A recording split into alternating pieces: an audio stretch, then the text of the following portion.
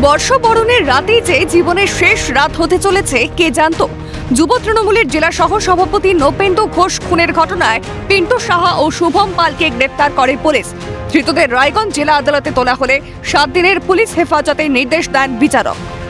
Shubham Pal and Chhotu Alice Pintu Saha দুজনকে arrest করে নিয়ে আসা হয়েছিল এবং আজকে লার্নেড কোর্টে ওখানে পুলিশের তরফ থেকে পিসি প্রেয়ার ছিল এবং লার্নেড কোর্ট 7 days পিসি অ্যালাউ করেছেন both of the accused persons এর জন্য। পুত্র শোকে কাতর নবেন্দুর বাবা মা। তবে পিকনিক চলাকালীন কারা খুন করলো নবেন্দুকে, কেনই বা খুন করলো তা এখনো স্পষ্ট নয়। ভোটের মুখে তৃণমূল নেতা খুনের ঘটনায় চড়ছে রাজনৈতিক পারদ। কটাক্ষ করে বিজেপি নেতা রাহুল সিনহা বলেন, নির্বাচনের দিন যত এগিয়ে আসবে তৃণমূলে ততই বাড়বে দ্বন্দ্ব। ইলেকশনের দিন এগিয়ে আসবে তত তৃণমূলে ভাগ বাটার জন্য খাওয়া খাওয়ি আরো বাড়বে।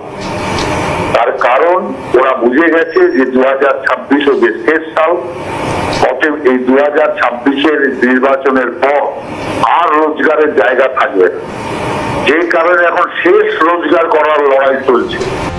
একই সঙ্গে সুর চড়িয়েছে বামেরা। বখরার লড়াই বিস্ফোরক সিপিএম নেতা রবীন দেব।